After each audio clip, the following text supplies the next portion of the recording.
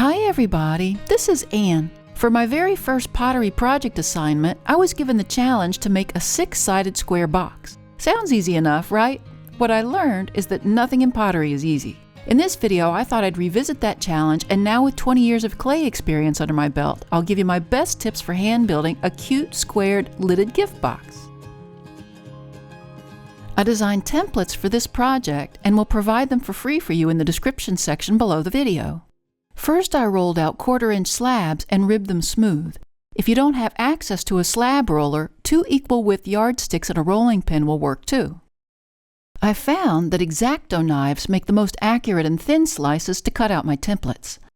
I cut 4 side slabs. As the box will rest on top of the bottom slab and add a 1/4 inch to the height, 2 sides of the side templates are longer than the other. I used a pencil to mark the long and short sides.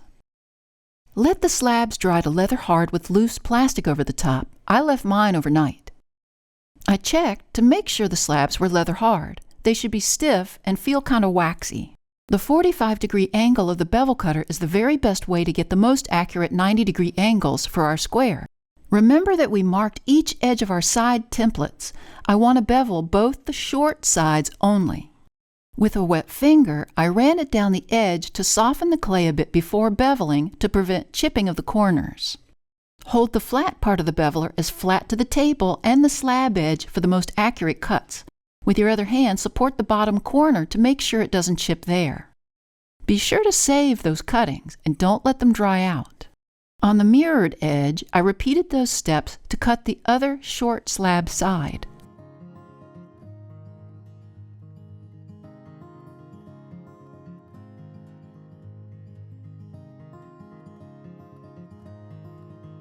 Again, I'm dampening and saving all my trimmings. I needed to make a gallery for this box. I used a slender metal ruler and laid it flush along the top edge of the box side piece. Using a scoring tool, I scored the clay right under the ruler. I scored one of my trimmings, wet the scored edge, and attached it so it was butted up against the ruler.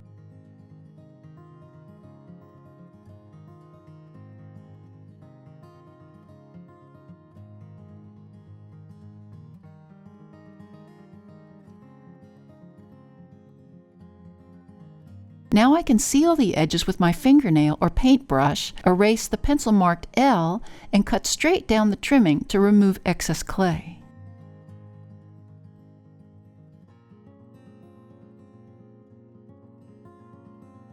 I repeated these steps for all 4 side pieces.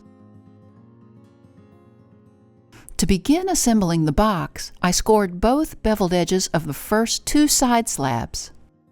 I used a paintbrush to slip one of the connecting edges and the gallery edge. Leaving one slab flat on the table, I butted the beveled edges together. The non-beveled gallery edges will hopefully align, and that extra clay will come in handy to seal those gallery edges together. I worked another of my trimmings in the corner under the gallery edge and worked it in well.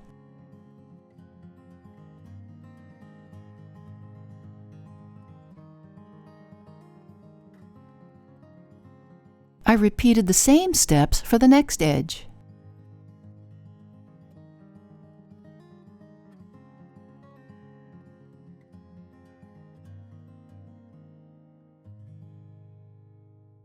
The corners above the gallery need to be reinforced also, but I only use a slender coil for this so the lid can fit down over it.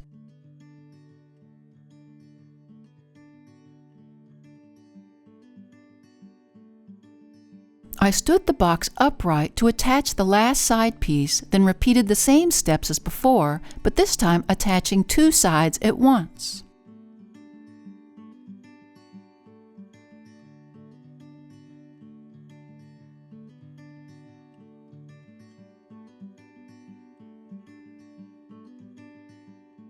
Once attached, go around the outside of the box with a wet finger and make sure all the outside edges are zipped up and the seams are as straight as you can get them. I like to turn the box upside down so I can place the trimming into the corner seam. Don't forget to seal the corners along the bottom and top edges with a little extra clay to make your connections even more secure. Now the box will fit over top of the bottom slab. I scored the edges around that bottom piece and bottom edge of the box. I slipped the bottom edge of the box.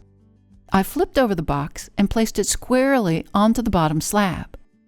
I worked the outside edges together with a wet finger and a little extra clay into any areas that were divoted.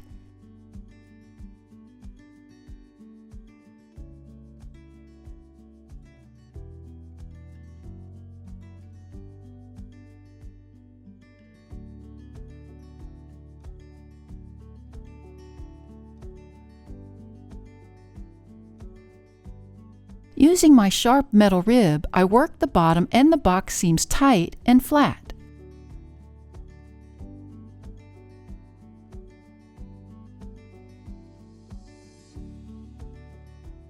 The only other thing I forgot in the video is to work coils into the bottom inner seams of the box, but I'm happy with how square it is so far. Now I still need a lid. To make sure my lid will glide down over the coiled edges of the box rim, I used wet fingers to round off the corners of the box lid slab. I made sure that it had a good fit before going any further. You may need to trim extra clay from the sides, as our X-Acto cuts aren't always the perfect 90-degree cuts. Now if your top slab is a bit short, you can add a little length to it by rolling it gently with a rolling pin. I found that adding a smaller slab under the lid will help keep it from warping and sagging from the weight of the top knob, so I'm centering that last slab over the bottom of the lid, scoring both edges, slipping one edge, then attaching them together snugly.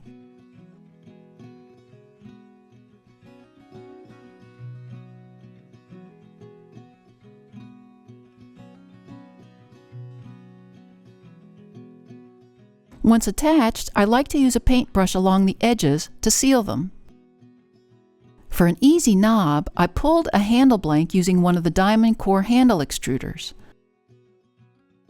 I wet the top of the handle blank to make it more pliable, then slowly bent the clay around without cracking it.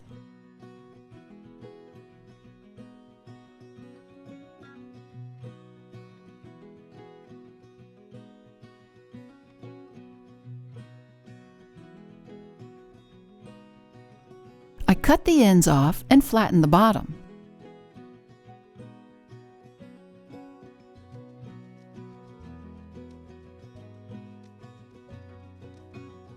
I centered the knob to the lid and firmly attached it.